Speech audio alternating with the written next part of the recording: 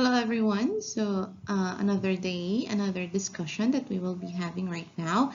So, let's just have a small recap of what we have discussed last meeting.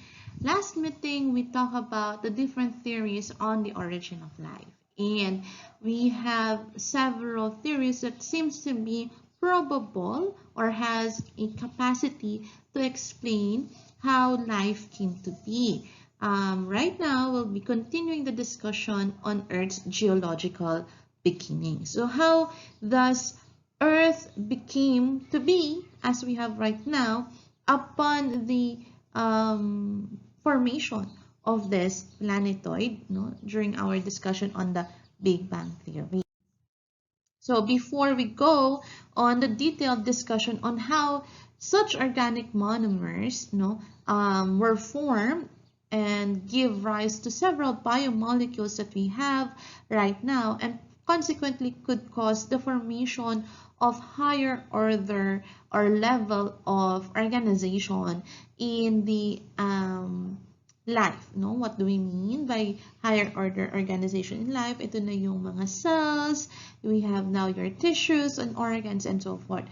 Before we go there, we have to also ideally look on the early conditions of Earth and how life became life as it is right now.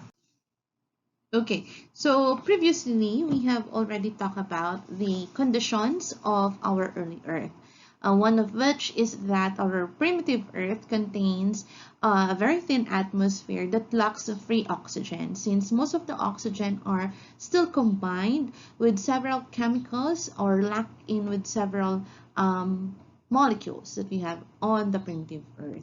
Second that we have is that our early Earth experiences continuous strikes coming from our meteors, asteroids, and comets. So continuous bombardment was seen on the primitive Earth, and it is experienced during the Hadean Aeon of our timetable, in the geologic timetable. Okay, and then the moon was much closer. This is because of the several theories that I have presented with you, no? Accordingly, sabi ng iba, moon is just part of the Earth that slices off, or there was another big asteroid that bombarded Earth, and a portion of this planetoid sliced off and become now your moon, thereby giving you the idea that the moon was much closer previously. And then we don't have as a strong land, or we don't have a compact land during that time. Why? Because there were so many volcanic activity happening on our primitive Earth, and therefore wala tayong concrete land. We have also discussed previously that in terms of the volcanic activity, the tremendous amount of eruption that happens on the primitive Earth was due to the fact of the iron catastrophe that is happening within the layers of the Earth.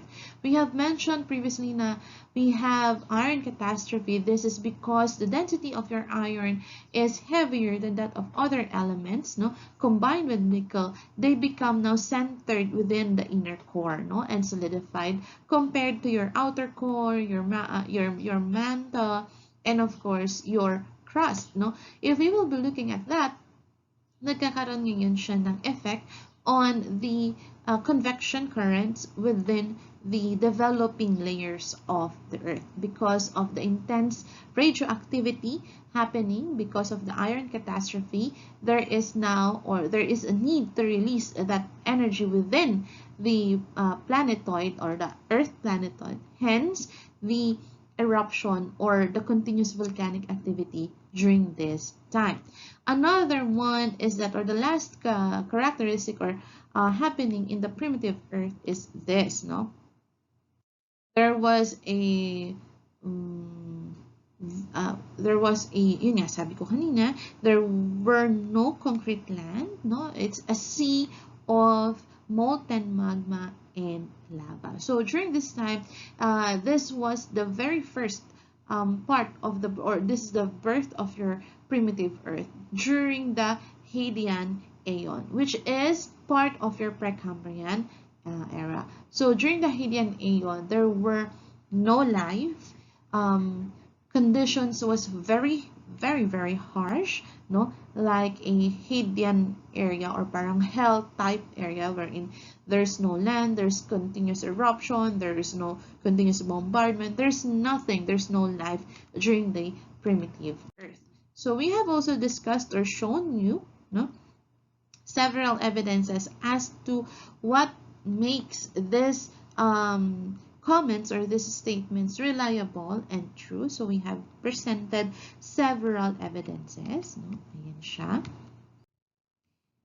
Okay, meteor and comet strikes were very common, no, during the Hadean era, and this impacts of the comet consequently brings several molecules, no, siguro during the primitive type or during 13 billion years ago, the molecules gets disintegrated, no, due to the very high temperature and pressure surrounding that time. However, comet strikes, meteor strikes are very common. So continuous yan for billions of years, no? Moon was much closer. And there were more volcanic activity. Again, this is because of the radioactive decay happening within your planet Earth due to the iron catastrophe, no? Or catastrophe. We can ano naman that terminology. Okay, there was little land because there were no time for the molten magma nor the lava to solidify because of the heating up of the internal and as well as the external part of our planet. So we have talked about this already. We also talk about electromagnetism of the Earth, the fluctuations caused by the decay of the iron and nickel within the layers of the Earth. No? And then we have talked about the different spheres of the Earth. So you have your biosphere. The correct terminology is geosphere, not lithosphere. And then you have your hydrosphere, atmosphere, and cryosphere. So these are the technically five spheres of your Earth: the land, the realm of life, the realm of water, the realm of gas or gaseous layer, and of course the realm of the permanently frozen air. Okay, we also talk about the different layers of the Earth. That is, it is categorized. So if you will be talking about the layers of the Earth, you should be careful on the terminologies because we do have two types. We have the chemical layering and we also have the physical or mechanical layering. So we have that subchemical or rigidity. No? So we have 5 layers in here. You have the lithosphere, the rigid outer layer. No, it's not geosphere, it's different, no? Kaya nga, also, we try not to use the term lithosphere when we're talking about the different spheres or realms of Earth. Kasi, technically, in terms of terminology, it should only be used when you're talking about the layers of the Earth. So, lithosphere. For the sphere or the realm of the terrestrial of the or part of the Earth, you have to use geosphere. So you have there now asthenosphere and mesosphere. This is chemical layer niya is the mantle. So your asthenosphere, this is the solid rock wherein you have a molten magma in here. So hot asphalt siya.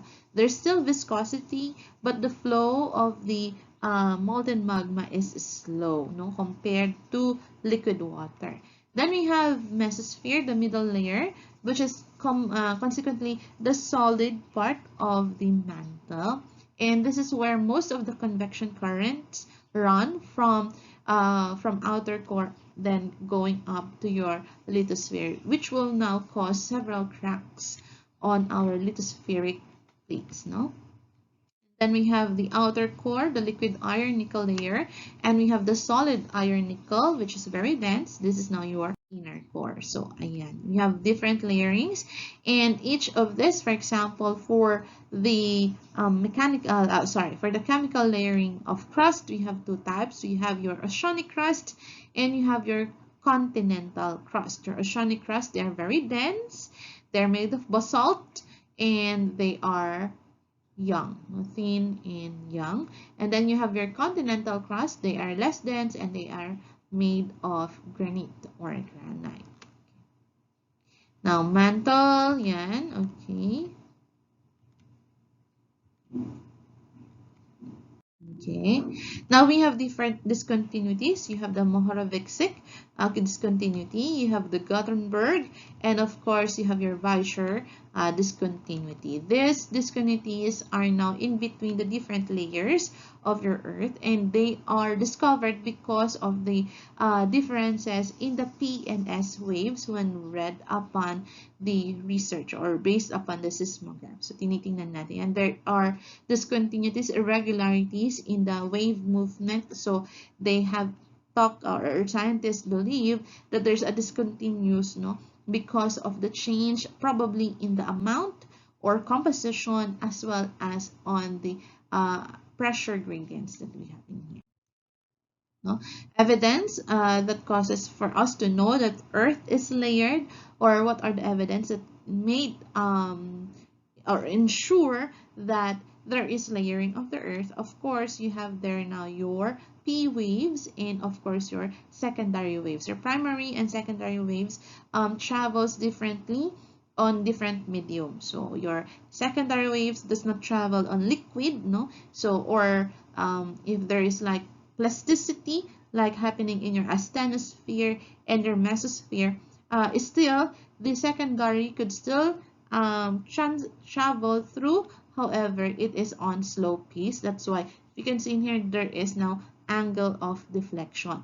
Unlike your primary waves, no, your primary waves could travel on any type of medium, and thereby your primary waves here could travel from your lithosphere, asthenosphere, mesosphere, your outer core, no, but it is not on the other areas. And if you can see in here, for the discontinuity, there are deflections, no? You can probably see here several of the deflections, no? Let me highlight that. There are deflections here, deflections of the P waves, no? There are deflections in there, which now consequently tells that there is a discontinuity, or there's something in there that causes the differences in the angle of deflection. As you can see in here also, no, there's an angle of deflection in here which is different, no, on the continuous P waves on your outer core, and then a little bit of deflection and then continuous. So this will now lead your researchers to know that there are layers of the Earth and there are discontinuities between the layers of your Earth. Okay. Now, last meeting, we have stopped on this topic, no? I said that we will be continuing this because we don't have enough time. Now, we'll now be talking about the continental drift theory. Now that you have the layers of the Earth, now that the Earth planetoid, our primitive Earth, is continuously shaping and shaping and shaping for billions of years, no? Earth continued and continued and continued and continued to form until such time that it was able to hold liquid water in the form of ocean, and that the molten magma and lava, no, on the Hadean Aeon now solidifies, now forming our lithospheric plates, forming our continental and oceanic crust. Now, upon that, no, we'll now be talking about this continental drift theory by Alfred Wegener. So here, before we go to delve into this continental drift theory, the theory that talks about how your tectonic plates now crack and move and continuously moving right now, and how does it affect the evolution of our organisms. No? I-connect natin siya later on the evolutionary point of view of our organisms. But before that, let's take some terminologies. Number one, it was said that Rhydinia was the first supercontinent, no, prior to Pangaea. So one supercontinent, Rhydinia, and this was followed by Pangaea or Pangaea. And your Pangaea is divided into two major continents, no? So you have your Laurasia and you have now your Gondwana land. So sabi, no, for previously, it was said that Rodinia was the supercontinent followed by Pangaea. And then we have one ocean, and this is known as your Pan, so wide, no? Panthalassa, or one ocean. Pangaea, no? After the breakup of, or there's a separation on the supercontinent Rodinia, it now becomes Pangaea. And Pangaea is separated into two. You have the northern part as Laurasia and the southern part as your Gondwana land. So Laurasia now will give rise to your European regions, your Asian regions, and so on. And Gondwana land, this is now on the lower end of the Earth. However, no, there are several corrections when it comes to this supercontinent. But before we go there, no, according to Alfred Wegener, sabi niya, for you to understand continental drift theory, you have to look at it this way, that the Earth is like an eggshell, and it is cracked in different places.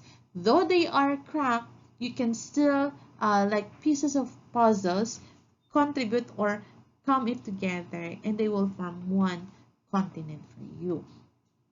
So the continental drift theory was proposed by Alfred Wegener. Alfred Wegener is a well-known parang ano siya, traveler on the ocean way back before, no, nung mga uso pa yung mga exploration of the different lands upon the uh,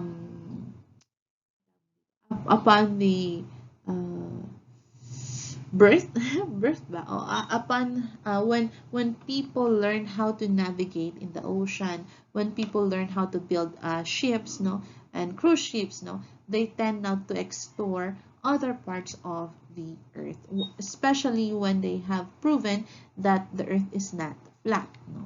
So Alfred Wegener is one of those explorers that have I think they say that Alfred Wegener have circumvented Earth, no? So, isa siya sa mga sikat na explorers. However, due to his exploration, he tend to observe things and he tend to see something, no? Meron siyang nakitang iba. During the time of Alfred Wegener, he was,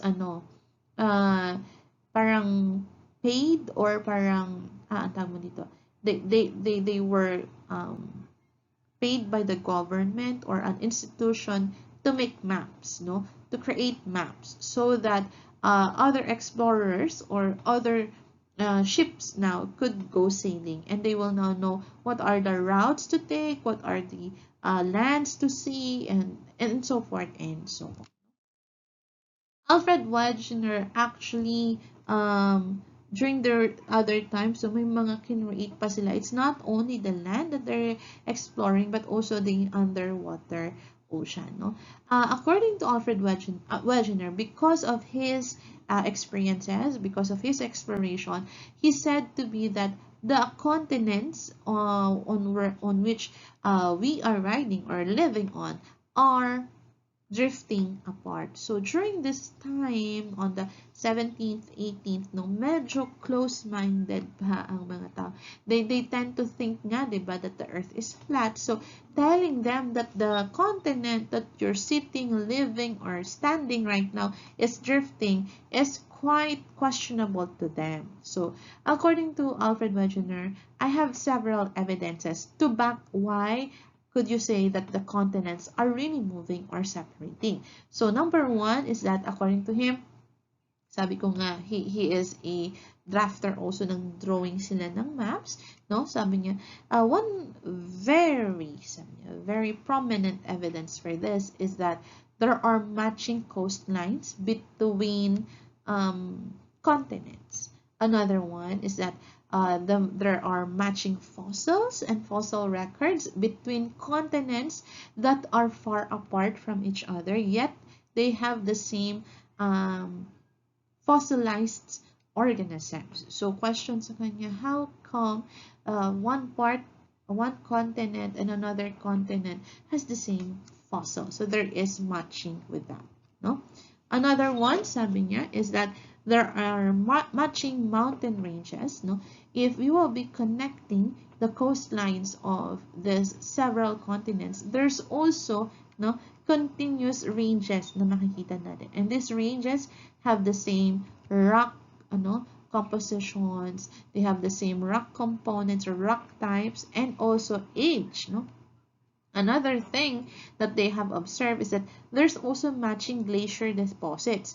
What are glacier deposits? Pag-uusapan natin later on. And again, no, we have the rock types, and matching age of these rocks. So, accordingly, sabi ni Alfred Wegener, if two separate continents separated by an ocean in between or sea in between could have the same rock types, have the same mountain ranges, have the same ages, no, fossils, coastlines, how come they are not together anymore? So this now gives Alfred Wegener an idea or observation that continents could have probably drifted apart from each other. So during previously, no, sa mga ancient times, they thought about this as a parang kakaiba, no?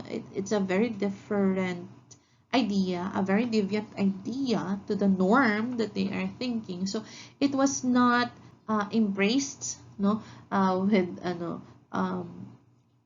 wholeheartedly. So there's a lot of questions on this theory of Alfred Wegener. But we know for a fact right now, no, during this time, that we do move and that continents, no, continental crusts and oceanic crusts do move. So accordingly, no, you know for a fact that we are moving 2 centimeters a year, no, per annum. So it's a given fact. Now let's look at first on the evidences. No, ano yung mga evidences na to? Number one is according to Alfred Wegener, that there is now the matching coastlines. So, ano sa tingin yung mga anak? So, siguro ipopost ko to, no? And look at what are the matching coastlines. So, isipin nyo nga. Try to observe this map. Can you observe? And with you right now, try to answer what are the matching coastlines. What are the observable matching coastlines that you can see here? No? Of course, number one na makikita natin, or no, one thing that you can technically see is that the matching coastline of South America with that of Africa here. So there's a matching coastline between these two continents. Another one, a matching coastline here and a matching coastline here of your North America and that of Africa. So there's also a matching coastline here. Another one, the match of the coastline here compared to the coastline of Europe. So there's another matching of continents in here. So we have South America, Africa, North America, Africa, Europe, no, and North America. And of course, this coastline here, no, ito matches the Africa. So you can see here, Eurasia matches that of the Africa, the same in here. Also, you can see that Australia, no, here, and that of the Antarctica here, no, matches, no, ito, this portion here and that of the Antarctics match from each other. Nagmamatch din siya. And if you can see here, your Australian could simply look at kung titingnan to and remove, no? If you will remove India here, you have a great fit of the coastline here and that of the Australia. Now, your India, no, was once said to be part of other continent. So, yan. Actually, they are just drifted, parang nag-drift silang parcel of continental crust and were now included in the Asian continent. So, if you can see in here, no, there is matching coastlines. So, according to Alfred Wegener, we could match them up like this, no? Si India, sliced off mo siya, ilagay mo siya here, idikit mo sa Australia, idikit mo si Africa, and you can find a one whole piece of puzzle. This now could have probably drifted away from each other. Nag-crack na ang ating continents and drifted separately. They are driven because of the convection currents, no, happening within our Earth, and because of the radioactive decay that is happening on the inner core and outer core. So sabi niya, that could have led to the movement of this. But during the time kasi ni Alfred Wegener, wala pa kasing masyadong high-tech na machines that could have explained this convection cells. Hindi pa sila masyadong maalam on that part. Another one, no, on the evidence of the continental drift theory are matching fossil records. So we have here 4 important fossils that could have at least proven the continental drift theory. We have 2 terrestrial, or we have 2 dinosaurs. No, again, please, technical term ng use ng dinosaur is only for terrestrial reptiles during the Jurassic and Triassic period. No, dinosaur is that. For your reptiles during the Jurassic and Triassic period, like the Mesosaurus here, you are talking about them as freshwater reptiles or seawater reptiles. No, they're not known as the dinosaur kasi exclusive only for terrestrial ones. And of course, you have a plant, no, coming from the here on the fossil of Glossopteris. Glossopteris is a pteridophyte. What do we mean by a pteridophyte? They are ferns, no, fern family sila. Now, sabi ni Alfred Wegener, this is what you can observe. Okay, if you match the coastlines of our continents, you can see that fitting nga talaga ang South America and Africa. And one thing that they have observed is that this Cynognathus, no, the Cynognathus terrestrial dinosaur, the fossil could be seen here in South America and that of Africa.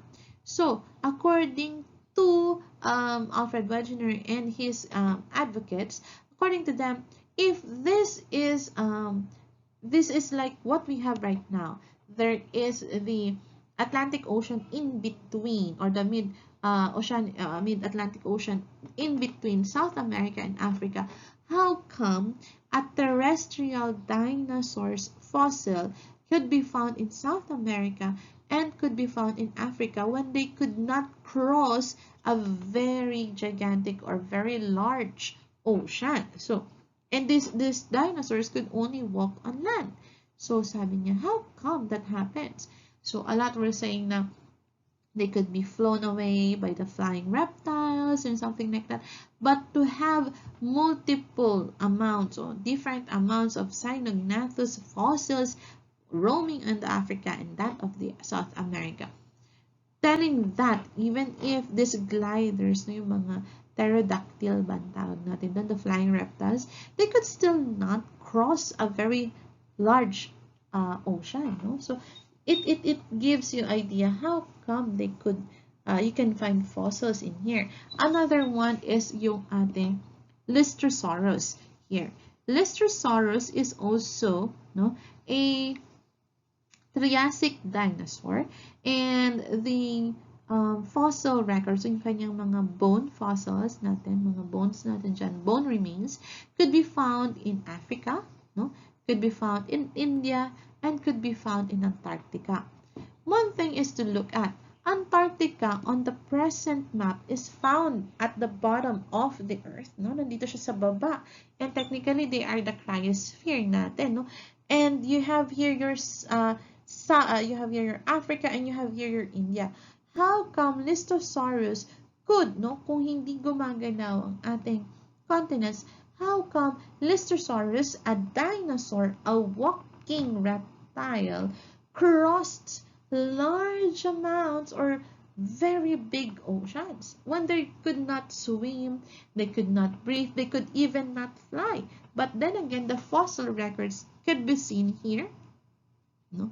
Yung fossil records ni Listosaurus could be seen here in Africa, could be seen here in India, and could be seen here on Antarctica. Because of these matching fossils now, you or one could deduce that the matching coastlines of these three continents do affect, no, that they are once connected with each other. No. Another thing, no? Another thing. You have here your freshwater reptile, and this is Mesosaurus here, no? Mesosaurus is, again, highlight natin, ha? It's a freshwater reptile. What do we mean by freshwater reptile? Of course, it lives or dwells on freshwater environment. It cannot, no, survive salty water kasi mas sanay siya, or evolutionary wise, Mesosaurus is more adaptive on swimming in freshwater ocean.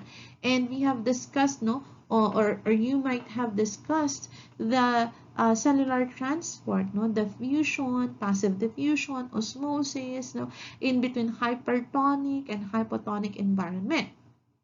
No? So this Mesosaurus fossil, the fossils could be found in South America, and they could also found in Africa. No?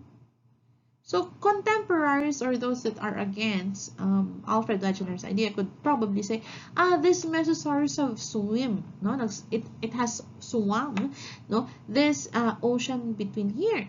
But the question in here, they are freshwater reptile. Crossing this ocean, crossing that mid-oceanic ridge in there, could mean hindi death towards Mesosaurus. They have not yet reached Africa. They're already dead because of, no, the tonicity that could have affected their swimming or their exploration.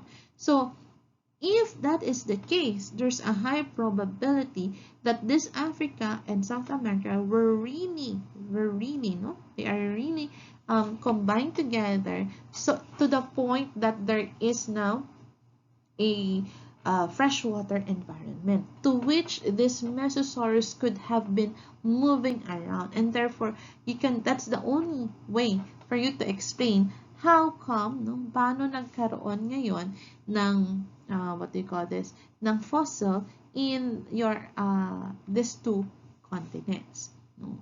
Another thing, no, another thing that you can also see here is, of course, Glossopteris. Glossopteris, no, this one is of course, it's a pteridophyte, and just like other, no, lower vascular plants, they are sessile. They do not move. They are just there on one place. However, no, the Glossopteris fossil could be found in South America, Africa, India, Antarctica, and Australia. Almost the entire Gondwana land. So, mapapaisip naman ngayon, kasi ano lang naman, ayan, fern lang siya. So, the spores could easily be flown away. So, probably. But, you have to understand, during the primitive Earth, no, during the time of Carboniferous, no, time, yung Precambrian, Cambrian, Carboniferous, no. During those time, nung time ng, sige sabihin na rin natin Jurassic, even if you watch movies of, ano to, Jurassic Park, no, you can still look at that na this reptiles, this dinosaur, live in dense forest, no, and that dense forest, no, according to several also fossil records and imprints of this Glossopteris.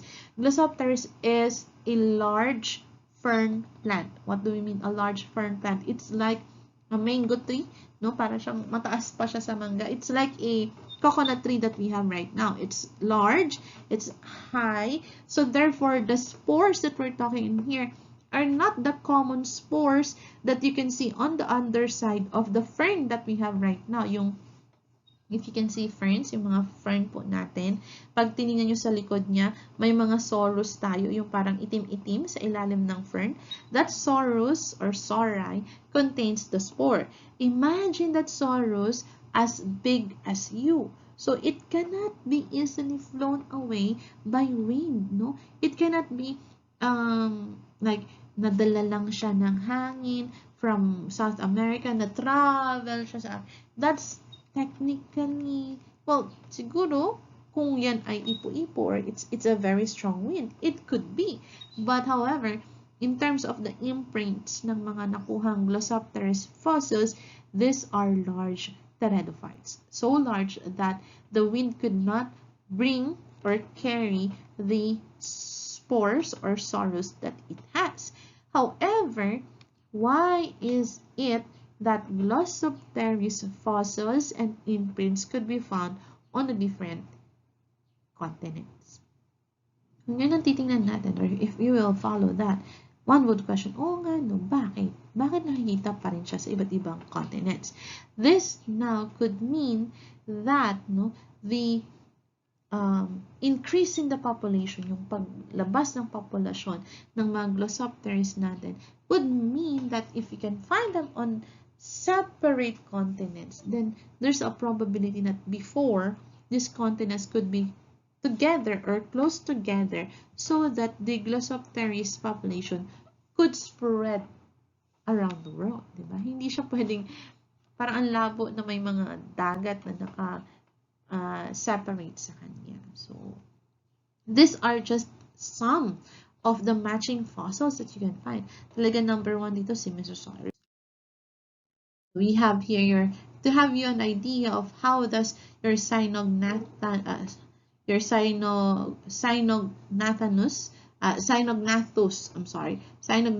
mali ito. Cynognathus, mali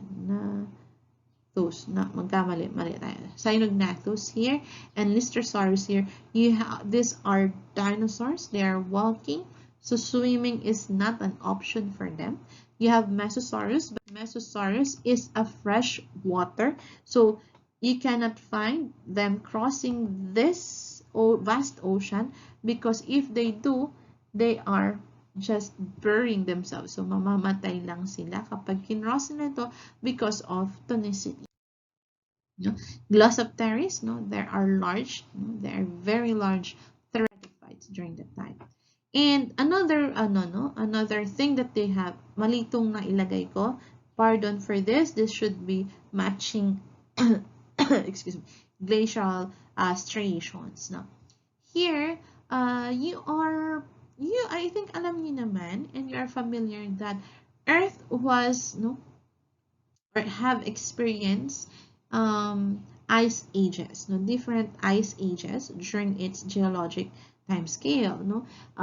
You have watched this movie, no. You can also watch movies like the Ice Age 1, Ice Age 2, Ice Age 3 and 4, kung saan nandun yung mga mammoth, nandun yung mga saber-tooth, no, yung sinascrat, ayan. Napapanood nyo siya doon sa movie na yon. Take that anime or take that cartoons, the basis of that movie or story is of the glacial deposits that happened on the Earth during its life course. So, scientists have seen that there are striations. No? What do we mean by striations? Meron yung parang mga hagod ng parang, okay, ganito. Try to understand like this. Glaciers are different with snow. Snow, they could evaporate upon the earth, no? Pero ang mga glaciers, these are very thick, permanently frozen, no? They are permanently frozen. Kaya nga, Antarctica is one of part of the cryosphere. Permanent frozen siya up until noon hanggang ngayon. Glaciers are so dense, no? Mabigat sila to the point that if you have a land and there is now glacial deposits in there, na PPP niya or the heavy glacial deposits now could have left dents, no? May mga naiwang dents yan sa lupa mo. And those dents now, upon the receding of the glacial deposits because of warming of the earth, after the ice age, no, nagre-recede yung glacials mo dahil natutunaw na siya, it scratch, no? Nagkakaroon siya ng scratch pa lalo on the land to where they are deposited. And these striations now left like that, and there are kapag kinarbon dating natin sila, the rocks could be carbon dated. And you can find there no different striations. So there is glacial deposit striation in India, di ba? In Australia, di ba? No, parang, meron? Parang, paano nangyari yun? No? And in Africa and that of the South America. To which, if you can look at the striations, no, makikita mo yung arrow. No, paikot siya here. Consequently, no, pag tiningnan natin, pag tinipak mo si Antarctica, excuse me, pag tinipak mo si Antarctica, ito yung makikita nating kabuuan. Glacial deposit striations are matching with this, again, this Gondwana land. Okay, the third evidence, no, the third evidence for our continental drift theory is the matching mountain ranges. Again, kung pagdidikitin natin those matching coastline, earlier we have talked about that the North America no fits perfectly, or not naman perfectly because may mga separations o may mga butas, but there is a fit, no, parang in terms of puzzle fitting ang North America and that of Asia. No? So if you can see here, pag pinagdugtong natin tong coastlines na to, the Appalachian Mountains here, ano bang kulay ang maganda? Let's do the red.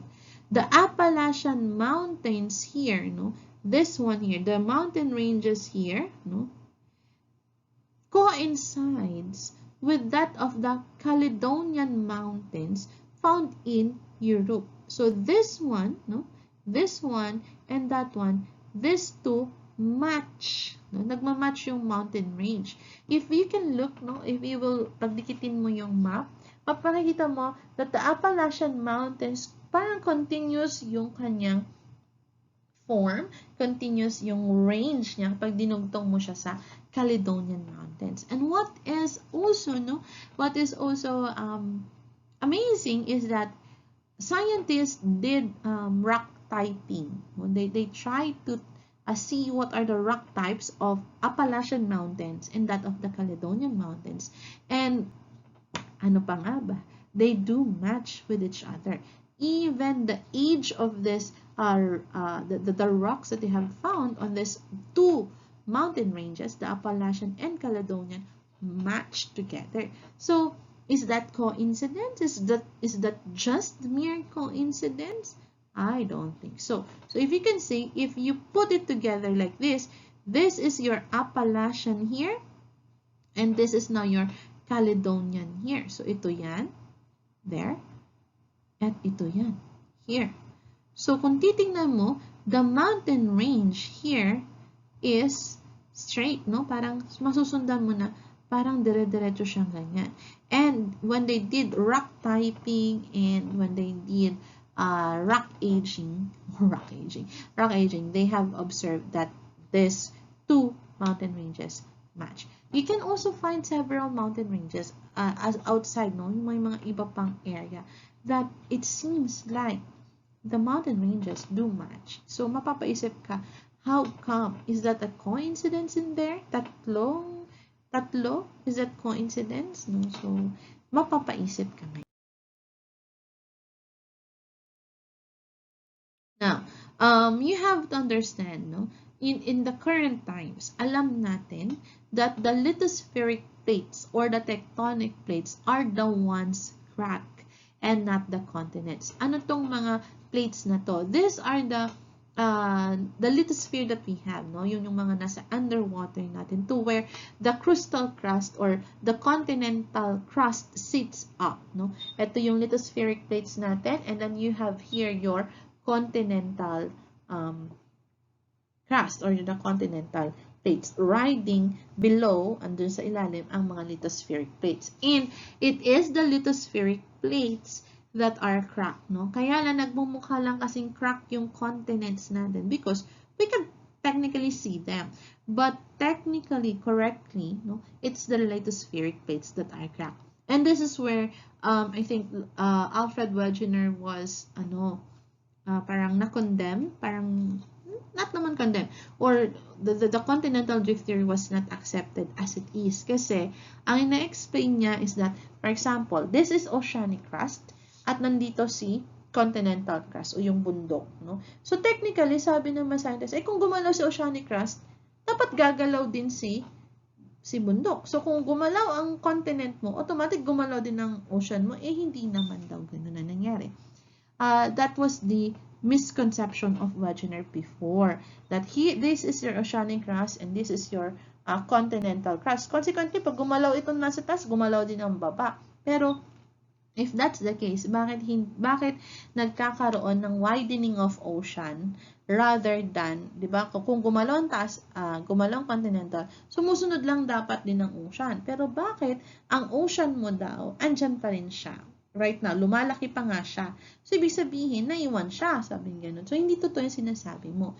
Because during that time, nagkaroon ng misconception si Alfred Wegener.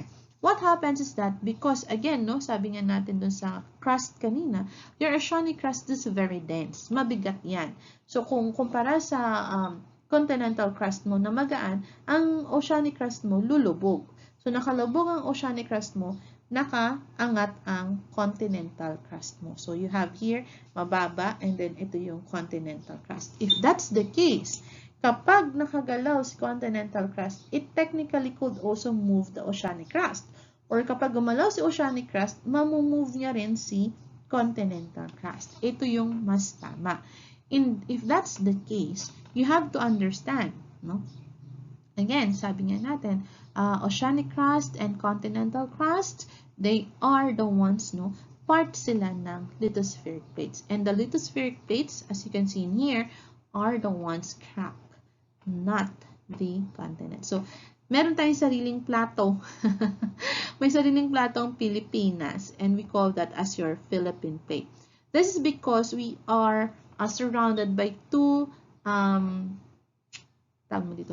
trenches, no? We have the Philippine Trench, and then we have the Manila Trench. So, yan dalawang yan.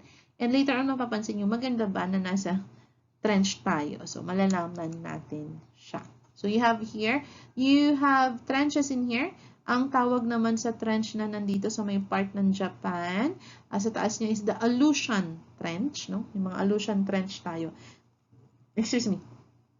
The areas where you can see that there are lines or parang cracks in there are areas where there is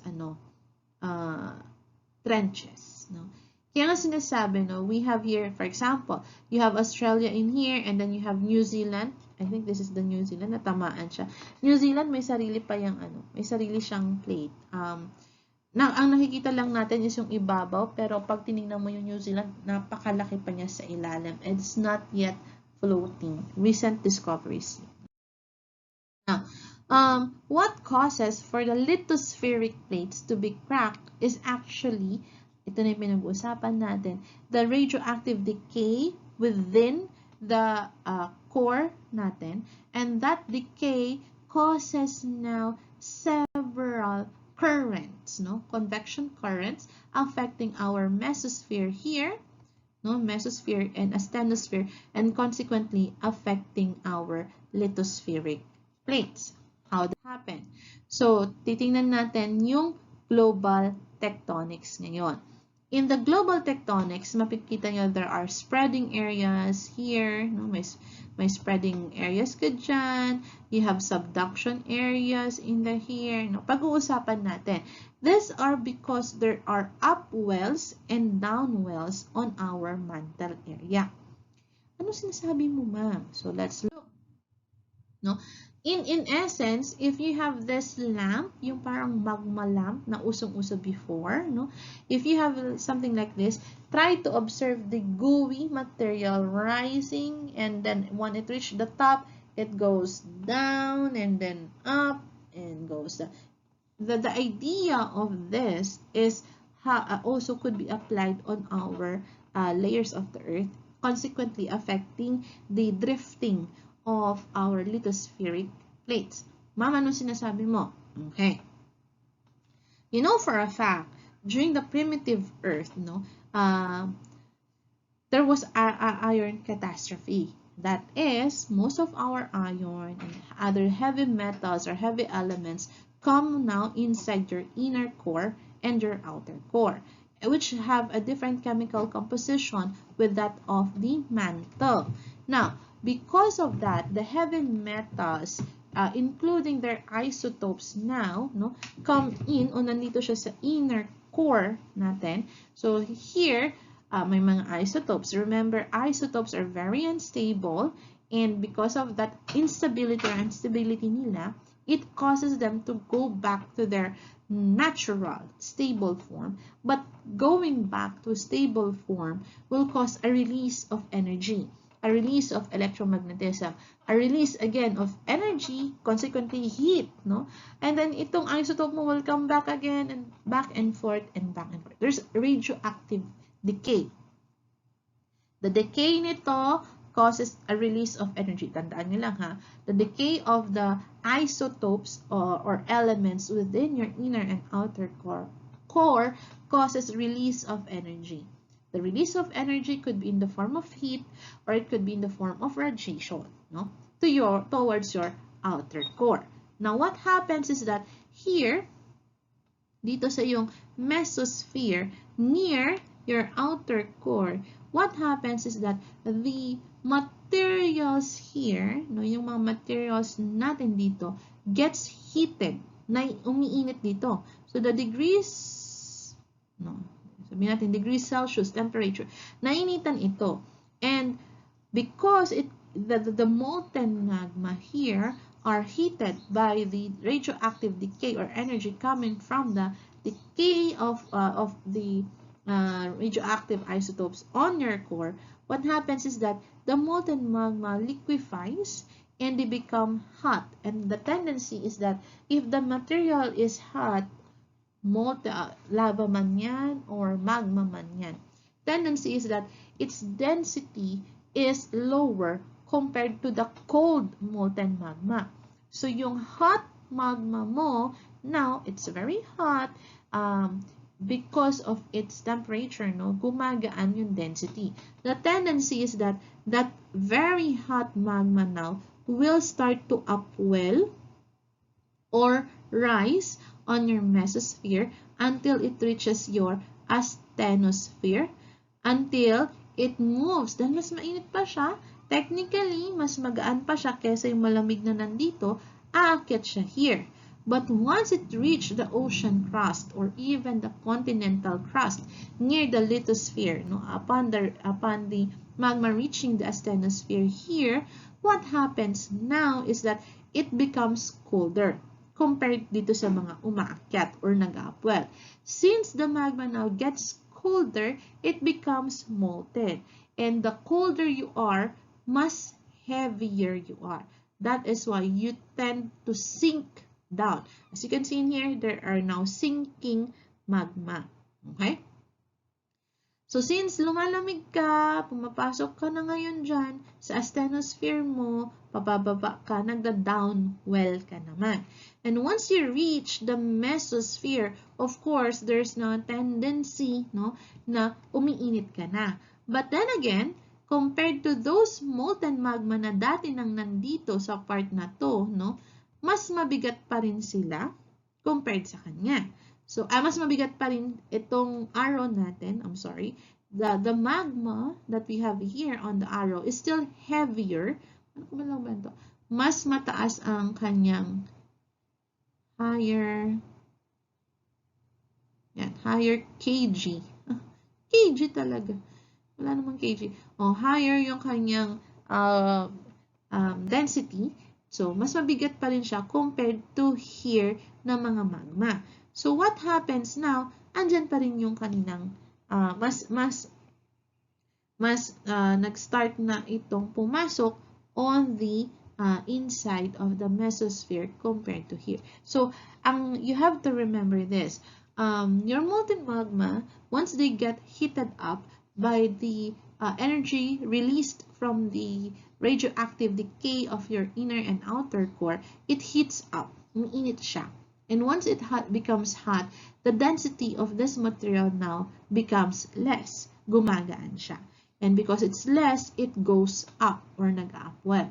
So, dire-diretso lang siya nag-upwell because its density is very low compared to the others in here. So, once it reaches the top or the lithosphere, now since malayo na siya sa inner and outer core, the temperature now gets lower. So, the tendency is that the molten magma now gets colder compared to the previous one, and because it's colder, it becomes now heavy. Bumibigat siya. Once it gains, or the temperature is the density now becomes heavier. Ang nangyayari ngayon is we have now what you call as downwell. So nagda-downwell naman siya. Bumababa siya. Ayan, nagda-downwell siya. Continuous downwell lang yan kasi mas mabigat siya kumpara dito. Yung mga nandito aangat na, siya mabigat, bababa siya. So, umiikot ngayon, nagkakaroon ka ngayon ng convection cell or convection current natin in here that drives now in a circular pattern. So, aangat siya dahil mainit siya, magaan. Tapos pag na-reach yung taas, lalamig siya, bibigat siya, babada-downwell na naman siya. Pagdating niya sa may tabi ng outer core, may heat na naman siya, aangat na naman siya, gagaan na naman siya. And then, pagdating niya sa lithosphere, lalamig siya, bibigat na naman siya, bababa na naman siya. This continuous convection cell, no? This continuous circulation of your convection currents in your mantle or in your asthenosphere and mesosphere is the one driving the continents of, or driving your lithospheric plates. This convection current now, itong convection cell na to, causes for your lithospheric to crack. Either they spread, no? Kapag paakyat siya, katulad nito, no? Two contributing things. Either the oceanic crust will move to the right and this other oceanic crust will move to the left. So, nagkakaroon ngayon ng separation, divergence, no? Spreading. Or, pwede namang that the convection currents in here, yung bumababa dito, na-meet niya rin yung mga bumababang molten magma here. So, nagkakaroon ng collision. Nagka-crush ngayon yung mga tectonic plates mo. Or, there are areas naman, just like in here, sumasabay sila sa pag-ilalim o pagbalik nung ating mga molten magma on the mesosphere. Ang nangyari dito is subducting or subduction. So, you have now giving rise to your trenches. There are some areas that sobrang init, no, nagre-release pa rin siya ng palabas, forming now some volcanic arcs, no. Now, as you can see in here, because of this continuous convection currents in our asthenosphere and mesosphere, there are different fate, no, nag-iiba yung fate o kapalaran ng ating lithosphere, no. Our lithospheric plates have different fates now, depending on where convection current they are riding. So, natin. Now, as you can see in here, no, dahil sa convection currents, yung movement, no, because of the movement here in the asthenosphere, it causes different, no, fates, no. Either there is ridge push, no, nagpo-push together, no, or pushing apart, no, may slab pull, may hinila, may plate drag, may binaba, and so on. So, because of that, no, because of this several things that happen in here, nagkakaroon ka ngayon ng plate movement. The presence, no, the presence of the convection currents that we're talking about kanina causes now for you to have different plate movements. Okay. I'm sorry for my video, no, kung medyo parang madilim ako. It seems like my camera is having a problem. So, let me try. Ayan, ayan. So, that medyo buhay ako. I'm sorry about my camera. Oops, nagre-red naman ako. So, there's a problem with my laptop. Pardon with that. Okay? Now, within that lithospheric plates, you can now have also what you call as your plate boundaries. Your plate boundaries, this is a fracture that separates one lithospheric plate to another lithospheric plate. Let's look at this one. Para maintindihan nyo ano yung mga plate boundaries na sinasabi natin. Ito po ba yung boundary ng Philippines between Philippines and China? Excuse me, no? Hindi yun.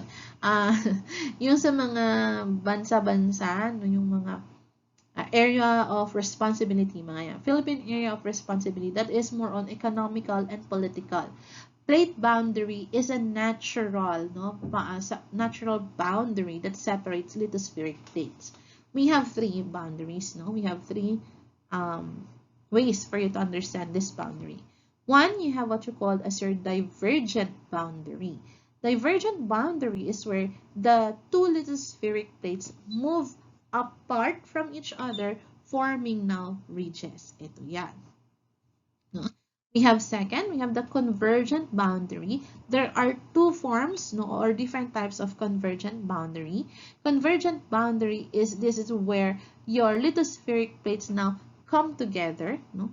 Nagmi-meet up sila like here, no? Nagbabanggaan together.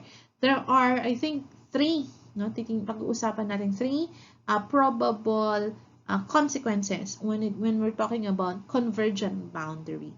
And then we have, of course, ito naman yung just moving from each other, parallel from each other. This is now your transform boundary. So they are just having that movement of moving. One will move up and then one will move down. So, ganun lang siya. Nagkakaroon lang siyang sliding effect. No?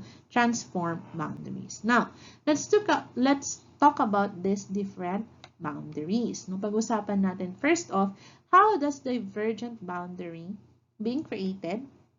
Of course, lahat ng ito, again, no, because of the movement in the asthenosphere, movement in the mesosphere, the convection currents happening in our mantle. Pero what differs or what causes for the formation of these different boundaries, yun ang pag-uusapan natin. Okay? Okay. Now, divergent plate boundary. So as you can see in here, the lithospheric plates or the lithosphere here move to your right and it moves to your left. So in the divergent, from the name itself, divergence, separation, two lithospheric plates diverge or separated from each other kasi on the right side, it rides onto one convection cell and on the left side, it rides onto another convection cell. So nagkakaroon ng separation. So masama sila doon sa convection currents na yun. Once that happens, bubuka ngayon there is now an opening of the lithosphere. There is now here an open area. But this open area, no, is, anong nangyayari dito, will be sealed by a rising magma. Bakit? Bakit siya isi-seal ng rising magma? This is because this area now will be an area of low pressure. Mababa ang pressure here, dito sa butas na yan, no? Mababa yung pressure na yan. Teka, burahin na lang natin para hindi nakakalito. So what you can see in here, this area of, sinasabi kong area of decompression here, ito, mababa ang ating pressure.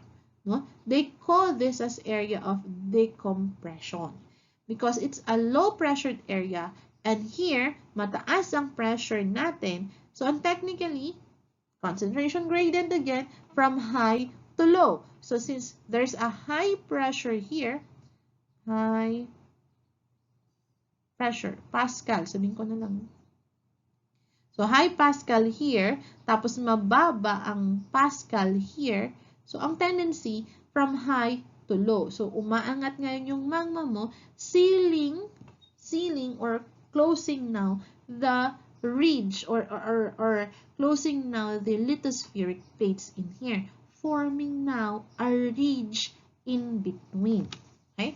Again, so when two plates move away from each other, no, what happens is that there is now an open area. And that open area is an area of low pressure, no, or low, they call it as area of decompression. So since nagkaroon ng decompression dito, mababa ang pressure dito sa taas, ang nangyari, yung magma sa ilalim mo, which contains a very high pressure, will now ooze up and seals the gap. Isi-seal niya yung gap. So thus, there will be melting of plastic asthenosphere, no? And there will now be movement, no? From high pressure to low pressure. So here, nagkakaroon ka ngayon ng seal. Although it's a divergent plate boundary, maghihiwalay ang lithosphere mo. The Earth will still, no? Earth will still seal the gap. So what happens is now, ayan na siya. So nung una natin, naghiwalay, naghiwalay, parang Zainab and Skastapli, sorry. Joke lang. Naghiwalay, there now seals a gap. This gap now, upon a time, kasi nga, meron pa rin tayong convection cell here, cell here. Itong si lithosphere plate na to, itong lithosphere na to, will now again separate from each other. So may una ka na, tapos itong kalalagay mo, mag-separate na naman, maghihiwalay na naman, may gap ka na naman. So, high pressure to low pressure, aangat na naman ang magma mo, isi-seal na naman niya. Once it's cold, at meron na naman convection current for the third time, mag-separate na naman yan.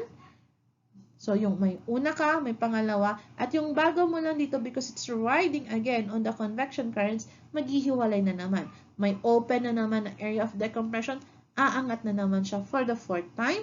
Lalamig, maghihiwalay, aangat, lalamig, hihiwalay. And this is how, or this is what happens. So, at divergent plate boundary, there's a continuous add of lithosphere plates. Nadadagdagan siya ng nadadagdagan. So, the tendency now is that the first one na na-deposit ito will be pushed and pushed and pushed and pushed away from each other.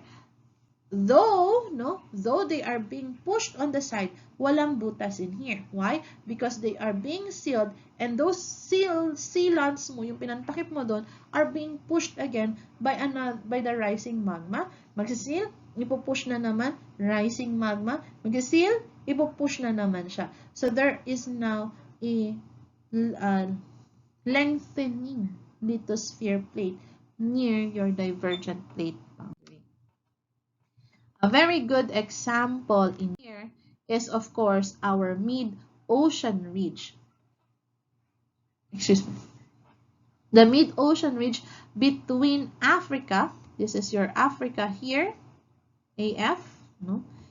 And this is now your US here, no? Yung in-between na Atlantic Ocean in here, no? This area na ito, as you can see then, the mid-ocean ridge, no? the one that they call as the mid-ocean ridge is an area of divergent plate boundary. So as you go here, no, meron kang dineposit dito dahil nag-separate sila, there's a separation, nag-deposit din here, no? Upon new oozing of the magma, ito, mamumove siya here. No? Tapos ito, mamumove siya dito. At yung bago, lilipat siya dito sa unang pwesto. So, ibig sabihin po, those rocks here are older. They are older here. Mas matanda. And those that newly formed rocks here, they are the new or the young ones. No? Habang lumalayo siya on the divergent plate boundary, it gets older and older. But as the divergent plate boundary is still active because of the convection currents, madadagdagan yung ating lithospheric plates, which causes now for your oceanic and continental crust to spread. No? Matutulak siya ng matutulak away from each other. So there's a possibility that Africa will be pushed pa sa Asia and United States will be pushed back to the Pacific Ocean. So magpupush yan hanggang siguro, ewan ko, probably hindi na tayo buhay. Baka mag-meet up yung Africa pero on the other side of the world na siya. Kasi tinutulak siya ng tinutulak niya, lumalayo sila sa isa't isa, and then they are meant to be din pala, mag-meet sila on the other side of the earth. No? Parang ganyan lang din kayo siguro sa relasyon nyo right now. Siguro you keep pushing each other, and then sometime you'll realize, we're meant to be pa rin pala. Nung pinagtagpo kayong muli, ay talaga pala kayong tinadhana. no? Just like in now, we have not only no here in the mid-oceanic ridge na there's divergence. There's also areas naman na continent siya nung una and then nag-separate and nag-separate and nag-separate. And then there is now the entry of water. So pwedeng ganito, no? Divergent plate boundary sa mid-Atlantic ridge. Okay. So as you can see in here, hindi lang doon nagkakaroon tayo ng mga tinatawag natin na ridges. Consequently pala, I'm so sorry. No, this is your, palitan ko ng color. This is your mid-oceanic ridge, no? Ito yan, yung red na yan. And as you can see, no, as they are near the ridge, the color is red, meaning they are new. And as they are moving away from the ridge here, no, nagiging green na siya. This is the older one. Old na tong area na to. At bata pa lang yun nandito sa may tabi ng ridge natin. Okay. Convergent plate boundary has a different story. Iba siya sa divergent plate boundary. Kung may naghiwalay, si convergent boundary naman ay merong to the point na nakakasakal na. Charot. In convergent plate boundary, there is collision. Sige, sobrang ano naman, sobrang pakasiksikan naman nila ang isa't isa. No? Just like in a relationship. No, just kidding aside, guys. In convergent plate boundary, in the divergent kasi kanina, there's separation of the lithospheric plates. In the convergent plate boundary na, there's the collision of these lithospheric plates. However, again, no, your lithospheric plates have two types. You have oceanic and you have your continental crust. So, magkakaiba, it tells different stories when two different crustal plates merged, collide together. No? So, do you have three kinds of convergent boundaries? Number one, we have the ocean-continental convergent boundary. Number two, we have the oceanic convergent boundary. And number three, we have the continental convergent boundary. So, oceanic at lupa, ocean. So, tatlo ang ating convergent boundaries. So, sino ngayon, anong mangyayari kapag sila meet? Now, if there is now an oceanic and continent convergence, sila nag-collide, remember your oceanic is very dense, mabigat siya, it's made of basalt. Unlike your continental crust, it's lighter, and kasi nga gawa siya sa granite or granite. So what happens in here, oceanic crust will sink. Since it's heavy, magsisink yan. So, kung pansin niyo po dito, no? Let me use my red pen. If you can see in here, oceanic crust, no? Will sink. Magsisink yan down. Bakit? Because it is denser. No? Mas mabigat kasi siya. It's made of basalt compared to that of your continental crust. So, pag nagsalubong sila, they will not meet head-on. Bababa si oceanic crust kasi siya yung mas mabigat. So, bababa siyang ganyan dahil mas mabigat siya. Si oceanic crust ang bababa. Si continental, nakataas lang siya. But here, no, once the oceanic crust subducts o pumailalim, there is now the creation of your trench. Ito na yung pagka-create natin ng mga trenches. So, you have now the birth of these trenches. The area of subduction or what you call as your subduction zone. No? Also, you can find now once there is subduction here of your oceanic crust, what happens to your continental crust is that there is now, syempre mainit yan, bumaba yung malamig dito, mainit yan, magkakaroon ka ngayon differences in pressure and temperature, kailangan i-release yan. That release of intensity or intense energy within the subduction will cause now for volcanoes to appear on the continental crust na nakalutang. You understand? So, ganun ang mangyayari sa kanya. No? So, what happens naman, no, in case na parehong oceanic, no? Kasi pag oceanic at continental, of course, mas magaan, no? Mas magaan si continental kay lulutang siya at si oceanic lulubog. Paano kung parehong mabigat? Heavy duty. Heavy gatin ang pareho. Oceanic and oceanic plate. Who will now submerge? Who will now subduct? Sino sa kanila? There are two things you have to think. No? Number one, kung sino ang magsisink sa kanila is if they are both heavy, no? Who is faster and slower? You will now be looking at on the rates of movement of your oceanic plate. So which one is fast and which one is slow? The faster one, the faster oceanic crust will prevail and will stay afloat, and the slower oceanic crust will subduct. No? Bababa siya. Also, what happens naman, what if they're both heavy and they have the same rates of movement since they are both oceanic crust? Who will sink? Who will subduct?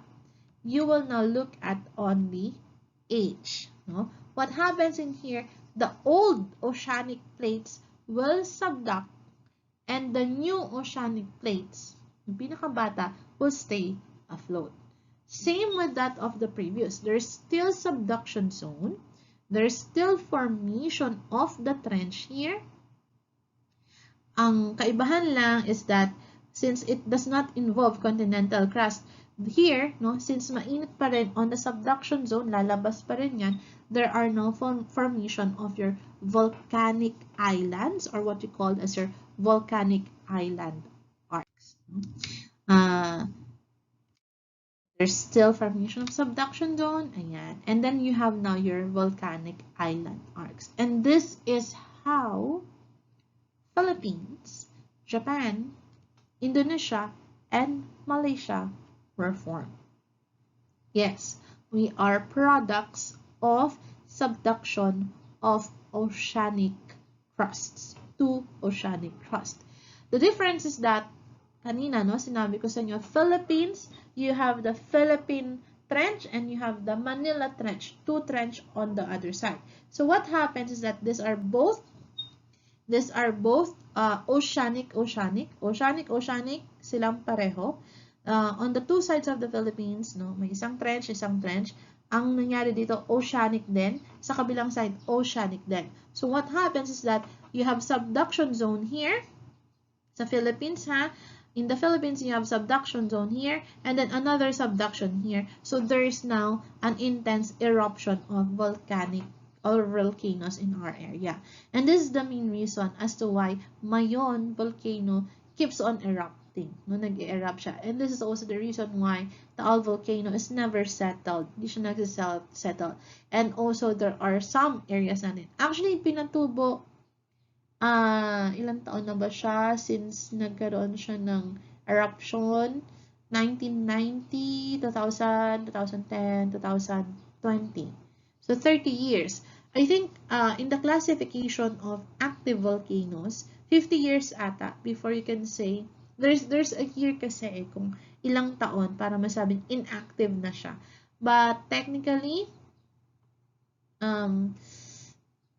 Pinatubo is still said to be active volcano. And upon, di ba, you have to last time that there was a panic because Mount Pinatubo released some gases, no? After Taal volcano released some. So there's brewing something on the underneath the Philippines. This is because we are still on the subduction zone. And your oceanic crust will subduct and continuously subduct on this area. So there's a probability, probably 100 years from now, baka katabi na natin ng China because magsasubduct yung ating West Philippine Sea on this area. It could be, probably. No? Now, Philippine Trench is a product, ayan siya, of convergence of the Philippine Plate and that of the mainland Asia Plate. Manila Trench naman, on West Philippine Sea, the plate there diverge, so part subduct on Manila Trench. Now, continental and continental plate. Dalawang continents. Here, what you will be having if there's a collision between two continents, there's now formation not of trench, not a trench, not a volcanic island arc, but rather there's formation of mountains. By the way, kanina, no, baka mabalikan ninyo, throw, we have what you call as a throw, T-R-O-U-G-H, T-R-O-U-G-H, throw. These are inactive trenches. We have inactive trench in the Philippines near Palawan. It's a throw, patay, or it's a dead, it's an inactive trench. So there's no subduction that's happening at that point. Okay. Last type of your convergent plate boundary is now your continental plate. So kung sa mid-oceanic range, naghihiwalay, pinupush na ng pinupush, dito sa may Asia sa atin, nagko-converge naman siya na nagko-converge. So here, if there's two continents converging, colliding with each other, there's now the formation of the mountain ranges. An example in here is the Himalayan mountains, to where you can find Mount Everest.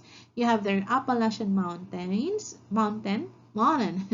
Appalachian mountain, no, the oldest one, yeah, converging with your examples is your Caledonian mountain. Kanina natin. No?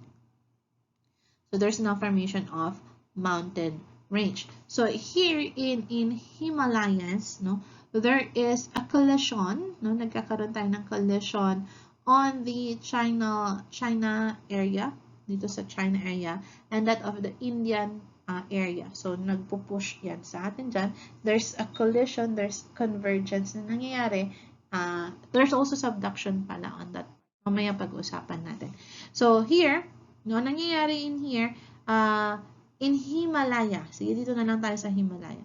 Nagkakaroon ng subduction zone doon, pero dahil pareho silang continent, ang nanganganak or what is being produced is your mountain ranges. Now, what comes in, what continental crust comes in here that produces Himalaya, or why Mount Everest is getting taller and taller, no? India, the India country, their country is subducting, nagsasubduct siya sa mainland. If there's the mainland Asia, and here is your Mount Everest, your India, si India yung pumapasok and nagsasubduct sa ilalim. And this is the reason why India experiences a lot of flood. They are slowly sinking, they are slowly entering the mesosphere, the asthenosphere and mesosphere. And this is true. This is true. Totoo siya, nangyayari siya because their continent is experiencing convergence with that of the mainland Asian plate, but because mainland Asian plate is probably they are newer compared to this, nagsisink ngayon si India. India kasi, as you can see, no, ever since the world began, nandito na siya. Buhay na siya, kasama na siya doon sa Pangaea or Gondwana. So there's a high probability that India is old continental crust and being subducted. Nangyayari na siya. It's being observed. There's no volcanoes being formed, kaya walang eruption madalas on this area sa Nepal and Mongolia, but they are having lots of mountain ranges. And last of the plate boundary is, of course, your transform plate boundary. They are just sliding horizontally past each other. No, nakikiskisan lang siya, sliding off lang siya. One good example is the Californian San Andreas Fault, no, between the North American plate and the Pacific plate. But the problem in here is, if you have watched the San Andreas din ang title ata ng movie, I'm not sure kung si The Rock ang bida, yung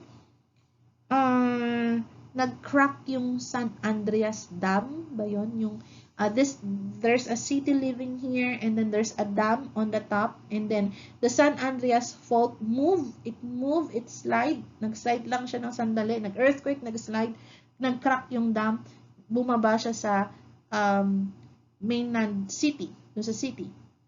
I think it's a movie, no? It's a movie. San Andreas Fault ata ang title. I'm not sure, but that movie was founded o kinuha yung idea on the movement of the San Andreas Fault in California. It's a good example of the transform plate boundary. Go watch that movie for you to understand what I am talking about. Okay? Okay, so we have different transform boundaries. So if you can see in here, may movement siya. Nag-iiba yung position like in here in the Juan de Fuca Ridge. Ayan. So meron tayo. So there's a transform boundary again. No? So there are some areas that there is divergence like in here. So ipupush niya yan. But there are some areas that they are converging, colliding with each other. Ito siya. There are some areas na nagkakaroon ng divergence and there's also divergence in here. No? Nagda-diverge. Pwede naman po siya. Example natin, I think dito sa Africa, meron dyang formation of a ridge yung kinukwento ko na dati magka-separate. Sorry ha, I'm just clicking the ano so that, ayan, mukha akong tao. Nawawala yung kulay ko, okay? Now, we have different areas, no? For divergence, nakikita nyo dito, we have the South American and African plate, kung saan nagkakaroon ng Mid-Atlantic Ocean Ridge, no? And then we have, yun na, example natin. Transform, we have the transform between the African plate and the Antarctic plate. Then we have convergence, ito na yung kanina pinag-uusapan natin on areas here in Asia. Yan, convergence. Ito siya. So, the Nazca Plate, the Peru-Chile Trench, may mga trenches tayo dyan.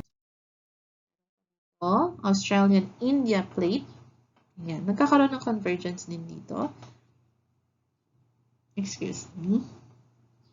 Actually, meron din in the Philippine Plate, Eurasian Plate, and that of the Philippine Plate. Ito yung sinasabi ko sa inyo kanina. So, ito. Convergence. And then we have here the Aleutian Trench, no? Dito sa may Aleutian Trench, sa taas ng Japan, there's also a convergence. And this is the main reason as to why, diba, I'm sorry, no, let me just focus. Ayan. No? Nawala. Focus, please. Focus. Ayan, focus. Okay, this is the main reason here at ang itsura ng Philippines is that, diba, kung titingnan on the map of the Philippines, yung Luzon is somewhat bent like that. Tama ba? Naka-bent siya. And then, yung katawan niya is parang naka-side ng gano'n yung ulo mo. Hinahatak ka here. Pero yung dito sa may katawan mo, hinahatak ka naman here. May ginawa ko. So, this is because sa head part natin, we are being, yung convergence, yung plate natin, hinahatak siya. Nagkakaroon kasi ng subduction zone in the Aleutian Trench here. No? So, what happens on the Aleutian Trench, nagkakaroon ng subduction, hinahatak niya ang plate. So, yung ulo, where the Luzon part is residing, it's becoming parang pushed on this area because the plate is going up. Pero on our side, there's also a trench. So, excuse me.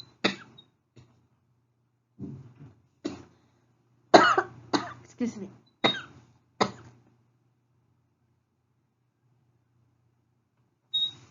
Pardon with that. Sorry. Okay. So, yung head part of Luzon, it's being pulled, no? Because of the subduction of the plates in the Aleutian Trench. And yung katawan natin here on the side is being pushed or nagkakaroon ng subduction. Hinahatak naman siya ng one trench, no? On the convergence here sa Eurasian plate and that of the Philippine plate. So, kaya if you will be looking at the map or the itsura ng ating Philippines, ano siya, para siyang na bend na something like that, no? Nakayukong guardia, tapos nakaganon yung head niya. It's because of the subduction areas on this, due to the convergence of the different plate boundaries. Okay? Yan. So, we have now the modern Earth right now, and this will, no, in here, this mid-oceanic ridge will continuously diverge, and pagdating mo naman dito sa side na to, lahat naman yan magko-converge. So, there will be a time that this part of America will be here on our part. Nasa tabi na natin yan. At yung part naman nandito sa China, nakasiksik naman sa atin. So, probably, no, there will be probability na baka in the future we'll have one whole continent ulit. So, by the way, no, let's have a correction here. No? Pangaea or Pangaea was, sabi ko nga, the second supercontinent. Before Pangaea, you have Rodinia. No? Rodinia. But before that, technically, according to several researches, it's not Pangaea nor Rodinia that is the first supercontinent, but rather it is what you called as your Ur. We have here Ur. Hindi siya Ursula or what, it's the Ur. Some called it as Kinorland. No? Some call it, the Ur, the Kinorland, and then we have also another one, that they are considering as one of the first supercontinent, no? So, ang nangyari po in here, no, guys, is that for correction purposes, the first, natin is the Ur, which is, this is 3, hindi makita. Ano ba ito makita? 3, lalong hindi nakita. Black. Okay. Ur is 3 billion, no? Billion years old. So, according to some scientists or researchers, ang first supercontinent natin is Ur. This is followed by Kinorland.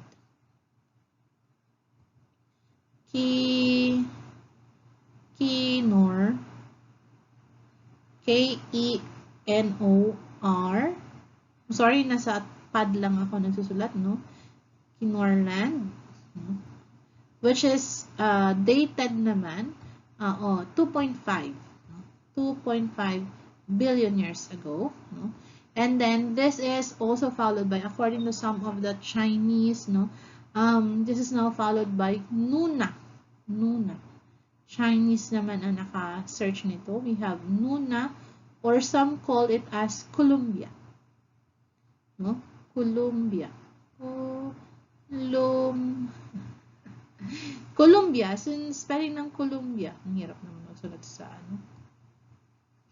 Okay, and Columbia or Nuna is 1.8 billion years ago, no? So 1.8 billion years. Ayan. And then you have now your Rodinia. Baguhin ko ng kulay. Put white. Then we have Rodinia. Ay, walang white. Yellow. Hindi rin nakita. Sorry. Hindi ko alam kung anong makakasulat sa kanya. Let's try green. Then we have, hindi rin nakikita. Red na nga lang. Ayan. Yan. We have now Rodinia. So, Rodinia.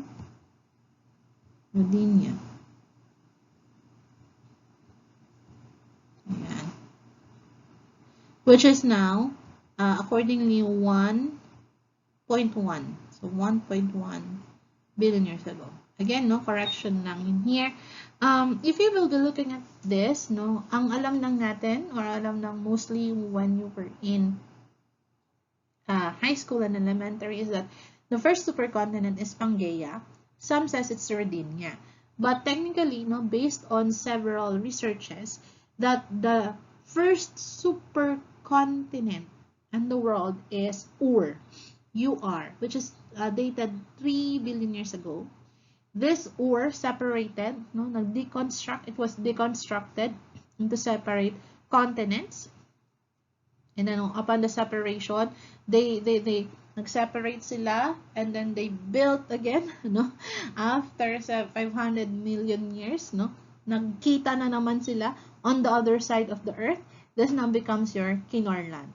Kinorland separated again because, of course, nandiyan pa rin si divergence, convergence, and transform. So, Kinorland separated again, no?